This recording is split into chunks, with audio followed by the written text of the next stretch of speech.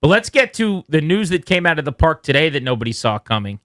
Noah Brown, who has been injured and working his way back via groin injury, who last Monday, a week before the game, so now 9 days ago, we were told had a chance to play against Chicago and was trending in the right direction as he returned to practice and did more than Terry McLaurin last week. That Noah Brown was placed on injured reserve today. And this is not the baseball IR where you can retroactively... You can backdate it. Go back and say, since he hasn't played in a game since this date, we're going to start his 4-game clock. So he's only got one more game that... Starting now, he can't play in the next 4 games because he's been placed on injured reserve after weeks of rehab and not being placed on IR. Last week, we worked Noah Brown back into practice, and unfortunately, his groin didn't respond. And given that, we'll place him on IR. And the aim is to get Noah fully right. He's such a tough competitor, and but it's the right call right now to get him into that spot, and let's get him all the way back and ready. So that was Dan Quinn today. He was subsequently asked about Noah Brown getting back on the practice field. And did he have a setback, or was this as simple as the groin is just not healing at the rate that it needs to? Yeah, well, I would say it wasn't a setback. It just hasn't responded, quite the way that it needs to. So I wouldn't call it a setback. Hindsight's 20/20. And I think the main thing is, man, we're going to get him right. That's the ultimate goal, to get there. So we know that means 4 more weeks, and the guy's working incredibly hard at it. And so we want to make sure hit all the marks that we can with him. Danny, I know it's hard to get every injury diagnosed correctly, and I know that sometimes things happen, but you would just rather almost hear that there was a setback than actually this is the original injury, and he's just not healing and recovering at a pace that allows them to get him back on the field. This was the quote I was mentioning from a week before the Monday night game. This was the start of a week leading up to the Bears.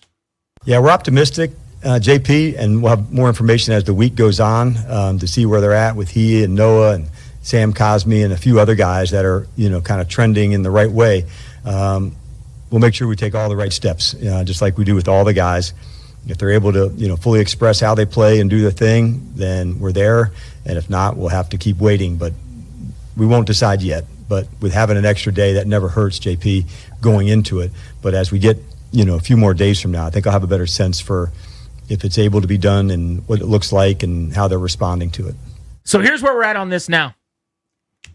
You can't count on Noah Brown playing at any point. He's injured too much. He'll play again this season. He'll help at some point. But when that happens, it's a bonus. You cannot count on and just say, all right, Noah Brown on this date and bank on this many targets and this many catches. You now have to file him into the category of he's not available to us. And on the day that he is, you just go, oh, well, that's cool. What a nice bonus. That's where we are with him. Yeah, he belongs on the Curtis Samuel Memorial Bike. What a frustrating thing. And again, I don't think this is nothing sinister here. I don't think this is a swing and a miss, right? The normal procedure for return to play, which Dan Quinn loves, and they love to hit their markers, and they're patient with guys, and rightfully so. That's good. But the analogy I came up with is, you've seen that movie where the heroes, all the party, has to cross a giant gorge and the bridge is rickety, right? You can make it across that bridge one time. Counting on that bridge, making return trips back and forth, probably folly. That's what Noah Brown is. I like Noah Brown personally. He went through hell last year, by the way. And I'm not being flippant about it. This is serious life stuff with him, what he went through last year.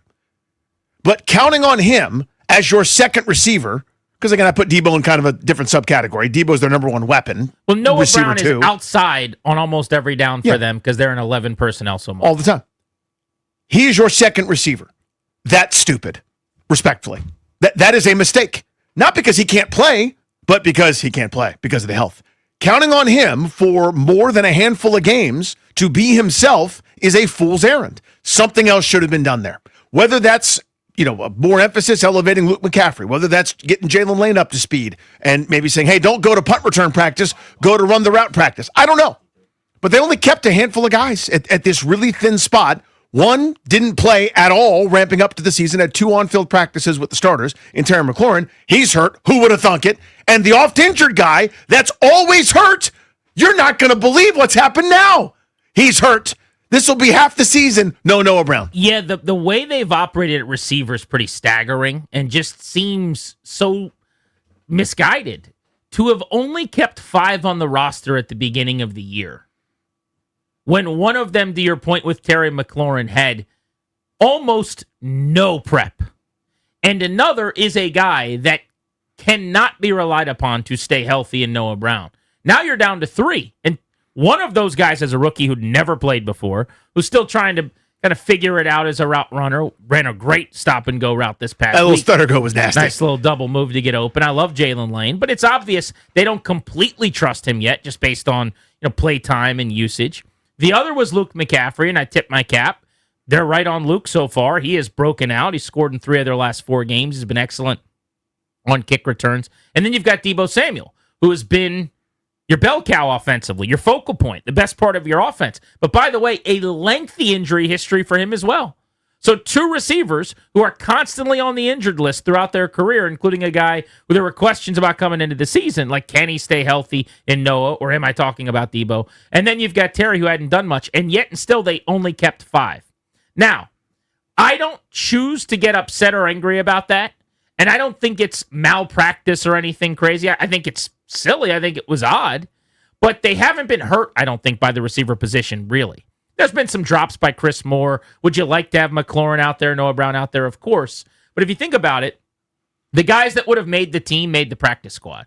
It's not like somebody got plucked. So they liked Tay Martin. He's played in a couple games and caught some passes. They liked Ja'Cory Brooks. He was on the P squad. He played 6 reps this past week. All of the guys that they wanted organizationally to keep, they did. And it's not like Jalen Lane hasn't helped. He's actually been pretty good. It's not like Luke McCaffrey hasn't helped. He's actually been awesome. Deebo Samuel's been one of the better receivers in the league. So I think they've been good enough at receiver that I'm not going to actually take them to task too much on what they did. But I can acknowledge it's weird that they thought, for some reason this offseason, after a year where Noah Brown, who got hurt all the time in Houston, got hurt all the time here, let's make sure we bring him back and make him a priority for us. That's strange. That was a tough decision that has backfired. Yeah, so I will take them to task a little bit. I understand not paying Devontae Adams $22 million a year for that job. I get that. But saying he's our number 2 and then whoopsie daisy, a bunch of unproven practice squad Peters or guys that didn't do a whole lot, you couldn't have been in the market for Josh Palmer for relatively the same amount of money. Buffalo's looking to trade for a receiver right now. He's done nothing. He hasn't. I mean, I'm saying, like, we're not asking this guy to be a superstar. Like, that tier, they didn't address it at all. They went, nope, we're good. For inexperienced guys, and you look at a couple games ago when they won, it was good for them that they won, but Deebo Samuel gets 12 targets, nobody else had more than 2.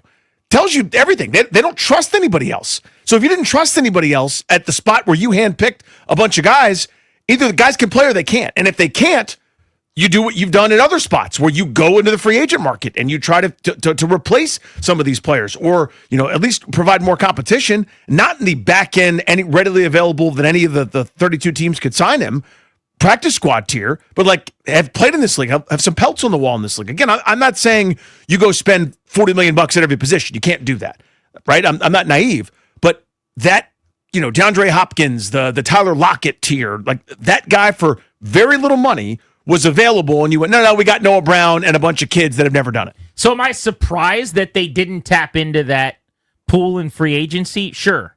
I just don't think it would have affected the season at all to this point. I don't think when I watch them, I'm going, damn if you had Tyler Lockett or Josh Palmer. I mean, there are a couple of plays with Chris Moore that have been bad, where maybe if it's somebody else, they don't drop the pass on a 3rd and 2. They picked up the 4th and 2 anyway, by the way. But Moore was their leading receiver this week. I mean, he caught a nice touchdown. It was a great touchdown. He came out net, I think, 3 for 46 of 54 through the air in the first quarter and a half or so. Like, he was actually pretty good in this game.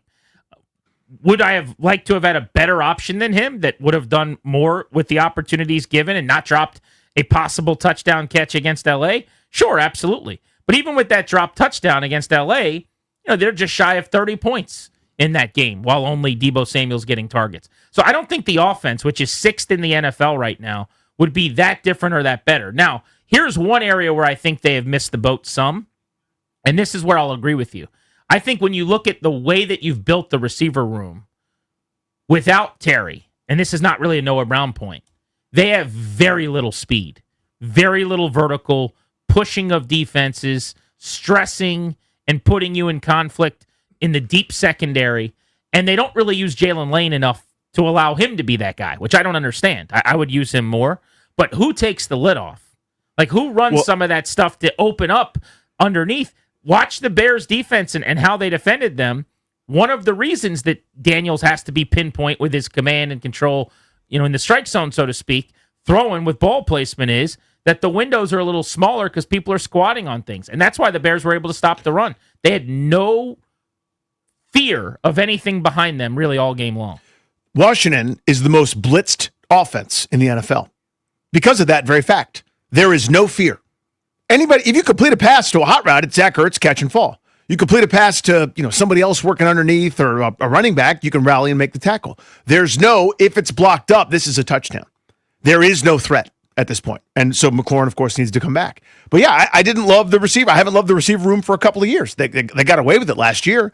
And this amazing rush offense, we haven't noticed it. Well, when that rush offense isn't going great for whatever reason, because the Bears turned into the 85 Bears, and you need to sling it around a little bit, it's harder, as you mentioned, with Chris Moore, last year with Jamison Crowder and Alameda Zaccheaus and De'Ami Brown and a bunch of Jags. I wish they'd done more in that regard. And that's not Chris Moore. Oh, thank you. But Noah Brown being your number 2 was a mistake to me.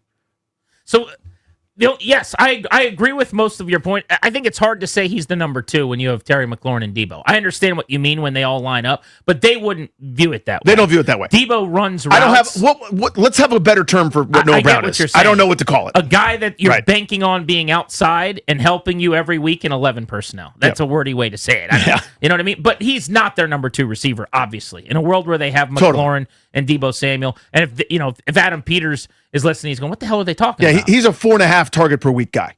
That was the second most last year when he played. Right. Yeah. Among the receivers, but that's not even including Ertz and then Eckler and everybody else. Yeah. So I think 2 things can be true.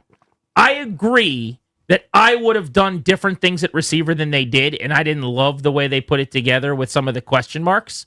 But do you agree with me, which is, I think, the second discussion here, which is they wouldn't have more wins right now if they went into that, Tyler Lockett pool, or that they had another Jag veteran instead of Noah Brown or something like that. Or even just another veteran. During training camp, you and I were saying, let's bring in a wide receiver, and they were bringing in Tay Martin and whoever the DC Defenders player was that signed here for a few minutes. Those were the types of guys they were bringing in during camp. Had they have gone and gotten someone who was out there until the very end, a Jamison Crowder-like option. I still don't get why they didn't re-sign Alameda Zaccheaus, by the way. As you said earlier, that guy, man, was here last year. Look what he's doing with the Bears. Seems fine to me. He would be a nice option.